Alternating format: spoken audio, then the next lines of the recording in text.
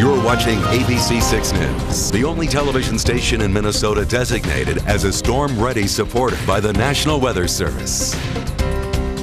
We've been dealing with blizzard conditions for at least the past 8 hours or so all throughout southeast Minnesota, north central Iowa. Those conditions getting worse towards the evening, continuing right now. Here are the peak wind gusts that we saw really since noon or so. Most of these came around the 5 to 8 o'clock time period. Rochester, one of the gustiest places, 60-mile-per-hour winds. Also Charles City, 62 miles per hour. Most of us, though, between 40 to 50 miles per hour. Mason City also on the gusty side as well. So it's definitely been a very breezy day, really, by any standards. Once you add on top all the snow that fell last night, 2 to 5 inches throughout southeast Minnesota, makes for some very dangerous travel conditions. Wind speeds right now, these are current sustained wind speeds, anywhere from 15 to even 35 miles per hour of sustained wind speeds. Then we also have wind gusts still up to 40, even 45 miles per hour. They are starting to back off just a little bit, and that's going to be the case slowly overnight. Those weather conditions will improve slowly, but roads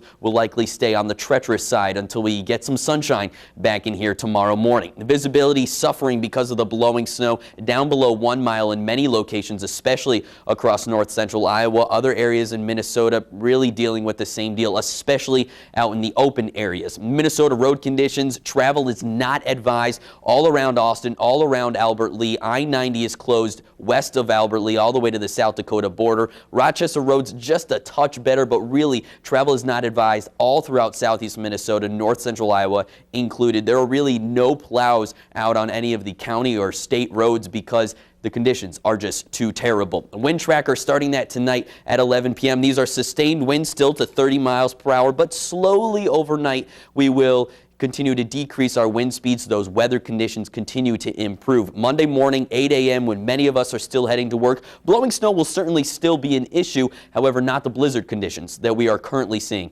throughout all of the viewing area. Wind tracker has those winds near 20 miles per hour, getting even better as we move later into the day on Monday, getting down to some lighter wind speeds. And our temperatures have cooled dramatically. It's kind of been on the back burner with all the blizzard conditions that we've been seeing, but right now temperatures are sub-zero all throughout southeast Minnesota and north central Iowa.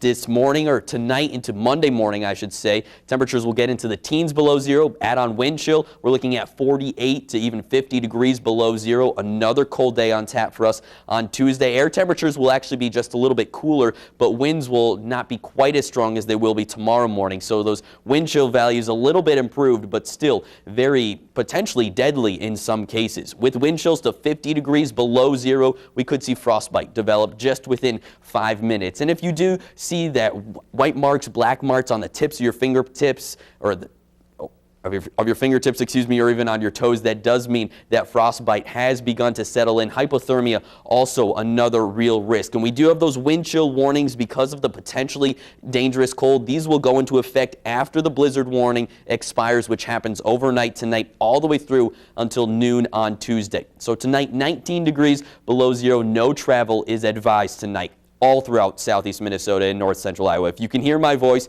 do not drive tonight. Tomorrow, 12 degrees below zero. That's all we're going to muster for a high. It's going to be brutally cold, though. Here's a look at the rest of the Storm Tracker 6 7-day forecast. We are going to deal with those temperatures into the teens and even the 20s below zero for the next couple of days. It doesn't look like we reach 0 degrees until Wednesday afternoon. A couple more chances for snow in there as well, Thursday and Saturday. But over the next 7 days, we stay below average.